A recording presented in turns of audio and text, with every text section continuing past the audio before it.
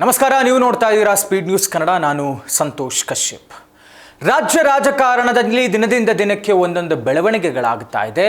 ಒಂದು ಕಡೆ ಈಗಾಗಲೇ ಶಾಸಕರುಗಳು ಸಚಿವ ಸ್ಥಾನದ ಆಕಾಂಕ್ಷಿಗಳಾಗಿ ದೆಹಲಿಗೆ 2 ಬಾರಿ ಟೂರ್ ಮುಗಿಸ್ಕೊಂಡು ಬಂದಿದ್ದಾರೆ. ಇನ್ನೂ ಕೂಡ ಹೈಕಮಾಂಡ್ ನಾಯಕರನ್ನ ಭೇಟಿಯಾಗಲಿಕ್ಕೆ ಸಾಧ್ಯವಿಲ್ಲ. ಅವರಿಗೆ ಕೊಟ್ಟಿರುವಂಥ ಒಂದು ಆಶ್ವಾಸನೆ ಏನು ಅಂತ ಹೇಳಿದ್ರೆ, ಮೇ 4ರ ನಂತರ ಅಂದರೆ ಏನು ರಾಜ್ಯದ ಬೈ ಎಲೆಕ್ಷನ್ಸ್ನ ಫಲಿತಾಂಶ ಬರುತ್ತೆ ಮತ್ತು ದೇಶದ ಪಂಚರಾಜ್ಯ ಚುನಾವಣೆಗಳ ಫಲಿತಾಂಶ ಬರುತ್ತೆ. ಆ ಫಲಿತಾಂಶದ ಮೇರೆಗೆ ರಾಜ್ಯ ರಾಜಕಾರಣದ ವಿಚಾರದ ಕೆಲವು ನಿರ್ಧಾರಗಳನ್ನು ಹೈಕಮಾಂಡ್ ನಾಯಕರು ಆ ದಿನಗಳ ನಂತರದಲ್ಲಿ ಕೈಗೊಳ್ಳುತ್ತಾರೆ. ಹೀಗಾಗಿ ಮೇ 4ರ ನಂತರ ಬನ್ನಿ ಅಂತ ಒಂದು ಆಹ್ವಾನ ಈ ಶಾಸಕರುಗಳು ಏನು ಡೆಲ್ಲಿಗೆ ಹೋದ್ರು ಅವರಿಗಿದೆ. ಈ ಮಧ್ಯೆ ಡಿ.ಕೆ. ಬ್ರದರ್ಸ್, ಡಿ.ಕೆ. ಶಿವಕುಮಾರ್, ಡಿ.ಕೆ. ಸುರೇಶ್ ಅವರು ಡೆಲ್ಲಿಗೆ ಹೋಗಿ ಕೂತ್ಕೊಂಡ್ರು. ಅವರಲ್ಲಿ ಒಂದು ರೀತಿಯಾದಂಥ ಹೈಕಮಾಂಡ್ ನಾಯಕರನ್ನು ಭೇಟಿಯಾಗಿ ಒತ್ತಡ ತರುವಂಥ ಕೆಲಸ ಮಾಡಿದ್ರು. ಬಟ್ ವಿಪಕ್ಷ ನಾಯಕರಾದಂಥ ರಾಹುಲ್ ಗಾಂಧಿ ಅವರು ಡಿ.ಕೆ. ಅವರಿಗೆ ಸಿಕ್ಕಿಲ್ಲ. ಹೀಗಾಗಿ ಆರಂಭಿಕ ದಿನಗಳ ಮಾತುಕತೆಯಂತೆ ನನಗೆ ಇನ್ನುಳಿದಂಥ 2 ವರ್ಷಕ್ಕೆ ಸಿಎಂ ಗಾದಿಯನ್ನು ಬಿಟ್ಕೊಡಬೇಕು ಅನ್ನುವಂಥ ಲೆಕ್ಕಾಚಾರದಲ್ಲಿ ಡಿ.ಕೆ. ಶಿವಕುಮಾರ್ ಅವರು ಒತ್ತಡದಲ್ಲಿ ಡಿ.ಕೆ. ಶಿವಕುಮಾರ್ ಇದ್ದರೆ, ಮತ್ತೊಂದೆಡೆ ಸಿಎಂ ಆಪ್ತ ಬಣ ಅಂತ ಗುರುತಿಸಿಕೊಂಡಿರುವಂತಹ ಮುಖ್ಯಮಂತ್ರಿಗಳು ಸಿದ್ದರಾಮಯ್ಯನವರ ಆ ಸಚಿವರುಗಳ ಟೀಮ್ ಏನಿದೆ ಅವರುಗಳು ಕೂಡ ಆಕ್ಟಿವ್ ಆಗಿ ಇಲ್ಲೊಂದು ಸಭೆಯನ್ನು ಮಾಡಿದ್ರು.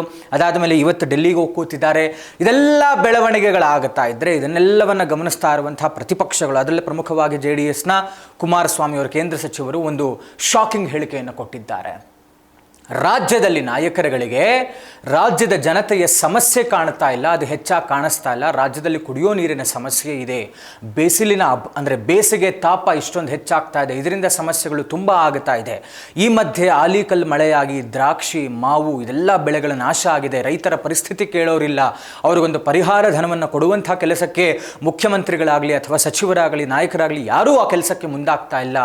ಇವರುಗಳಿಗೆ ಇವರ ಕುರ್ಚಿ ಉಳಿಸ್ಕೊಳ್ಳೋ ಕೆಲಸ, ಇವರ ನಾಯಕತ್ವ ಪಡೆದುಕೊಳ್ಳುವಂಥ ಕೆಲಸ, ಸಚಿವಗಿರಿಗಳು ಮುಖ್ಯ ಆಗಿಬಿಟ್ಟಿದೆ ಅಂತ ವ್ಯಂಗ್ಯ ಆಡಿದ್ದಾರೆ ಕುಮಾರಸ್ವಾಮಿ ಅವರು. ಅವರು ಇನ್ನೊಂದು ಶಾಕಿಂಗ್ ಹೇಳಿಕೆ ಕೊಟ್ಟಿರುವಂಥದ್ದೇನು ಅಂದರೆ, ಕಾಂಗ್ರೆಸ್ನಿಂದ ಮುಖ್ಯಮಂತ್ರಿಗಳ ಗಾದಿಗಾಗಿ ಅಪೇಕ್ಷಿಗಳಾಗಿ 50 ಜನ ಶಾಸಕರು ದೆಹಲಿಗೆ ಹೋಗಿ ಕೂತ್ಕೊಳ್ತಾರೆ ಅಂತ ಕುಮಾರಸ್ವಾಮಿ ಅವರು ಒಂದು ಶಾಕಿಂಗ್ ಹೇಳಿಕೆಯನ್ನು ಕೊಟ್ಟಿದ್ದಾರೆ. ಕುಮಾರಸ್ವಾಮಿ ಅವರು ಈ ಹೇಳಿಕೆಯನ್ನು ನೋಡ್ತಾ ಹೋಗೋದಾದರೆ, ಸಚಿವಾಕಾಂಕ್ಷಿಗಳಾಗಿ 50 ಜನ ಶಾಸಕರು ಡೆಲ್ಲಿಗೆ ಹೋಗ್ತಾರೋ, ಮುಖ್ಯಮಂತ್ರಿಗಳ ಗಾದಿಗಾಗಿ 50 ಜನ ಶಾಸಕರು ಡೆಲ್ಲಿಗೆ ಹೋಗ್ತಾರೋ, ಸಾಧ್ಯ ಇದೆಯಾ? ಪ್ರಾಕ್ಟಿಕಲಿ 50 ಜನ ಮುಖ್ಯಮಂತ್ರಿ ಗಾದಿಯ ಎಕ್ಸ್ಪೆಕ್ಟೇಷನ್ ಇಟ್ಕೊಂಡ್ರೆ ಸಾಧ್ಯ ಇಲ್ಲ. ಬಟ್ 40ರಿಂದ 50 ಜನ ಡೆಲ್ಲಿಗೆ ಹೋಗಿ ಕೂತ್ಕೊಂಡ್ಬಿಟ್ರೆ ಒಂದು ರೀತಿಯಲ್ಲಿ ಕಾಂಗ್ರೆಸ್ಗೆ ದೊಡ್ಡ ಹೊಡೆತ, ಅತಂತ್ರ ಪರಿಸ್ಥಿತಿ ಉಂಟಾಗ್ಬಿಡುತ್ತೆ. ಹಾಗಾದರೆ ರಾಜಕೀಯದ ಪರಿಸ್ಥಿತಿ ಏನಾಗುತ್ತೆ? ಪಕ್ಷ ಹೆಂಗೆ ಮುನ್ನಡೆಸ್ತಾರೆ? ಈ ಪಕ್ಷದಿಂದ ಈ ಥರ ಕೆಲಸಗಳಾಗ್ತಾ ಕೂತ್ಕೊಂಡ್ರೆ ರಾಜ್ಯದ ಅಭಿವೃದ್ಧಿ ಯಾವ ಕಡೆ? ರಾಜ್ಯದ ಜನತೆಯ ಪಾಡು ಕೇಳೋರು ಯಾರು? ಮೊದಲೇ ಬೇಸಿಗೆ ಕಾಲ, ನೀರಿನ ಅಭಾವ, ಕುಡಿಯೋ ನೀರಿನ ಸಮಸ್ಯೆ, ಮಳೆ ಯಾವಾಗ ಬರುತ್ತೋ ರೈತರ ಸಮಸ್ಯೆ ಕೇಳೋರಿಲ್ಲ, ಅಕಾಲಿಕ ಮಳೆಗಳಾಗ್ತಾ ಇದೆ. ಇದನ್ನೆಲ್ಲ ನೋಡೋರು ಯಾರು? ಹಾಗಾದರೆ ಇದನ್ನೇ ಹೇಳ್ತಾರೆ. ಆಳಂದ ಶಾಸಕರೇ ಹೇಳಿದ್ದಾರೆ, BR ಪಾಟೀಲ್ ಇವರು ಹಿರಿಯ ಶಾಸಕರು ಕಾಂಗ್ರೆಸ್ನಲ್ಲಿ, ಅವರೇ ಹೇಳಿದ್ದಾರೆ, ನಮಗಿಲ್ಲಿ ಕುಡಿಯೋ ನೀರಿನ ಸಮಸ್ಯೆ ಇದೆ, ಕೈಗೊಬ್ಬರು PDO ಸಿಗ್ತಾ ಇಲ್ಲ, ಅಧಿಕಾರಿಗಳು ಸಿಗ್ತಾ ಇಲ್ಲ, ಅನುದಾನ ಇಲ್ಲ ಅಂತ ಖುದ್ದು ಕಾಂಗ್ರೆಸ್ನ ಶಾಸಕರು, ಆಳಂದ ಶಾಸಕರು ಹೇಳಿದ್ದಾರೆ. ಇದನ್ನು ಮೆನ್ಷನ್ ಮಾಡಿ ಹೇಳ್ತಾರೆ ಕುಮಾರಸ್ವಾಮಿ ಅವರು. ಹಾಗಾದರೆ ರಾಜ್ಯದಲ್ಲಿ ಕಾಂಗ್ರೆಸ್ನ ಆಡಳಿತ ಅಧಿಕಾರ ಯಾವ ರೀತಿ ಹೋಗ್ತಾ ಇದೆ? ಅವರುಗಳಿಗೆ ಅವರ ವೈಯಕ್ತಿಕ ವಿಚಾರಗಳೇ ಹೆಚ್ಚಾಗೋಯ್ತಾ ಅಂತ ಪ್ರಶ್ನೆಯನ್ನು ಜನ ಕೇಳ್ತಾ ಇದ್ದಾರೆ, ರಾಜ್ಯದ ಜನತೆ. ಹಾಗಾದರೆ ಮೇ 1ರಲ್ಲಿ ಅಂದರೆ ಮೇ 1ನೇ ವಾರದಲ್ಲಿ ಏನೇನಾಗುತ್ತೆ ರಾಜ್ಯ ರಾಜಕಾರಣದಲ್ಲಿ?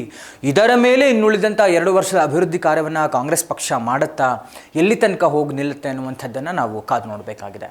ಇದಾಗಿತ್ತು ಇವತ್ತಿನ ವಿಶೇಷ. ನೋಡ್ತಾ ಇರಿ ಸ್ಪೀಡ್ ನ್ಯೂಸ್ ಕನ್ನಡ. ಸುದ್ದಿ ನಿಮ್ಮದು, ವೇಗ ನಮ್ಮದು.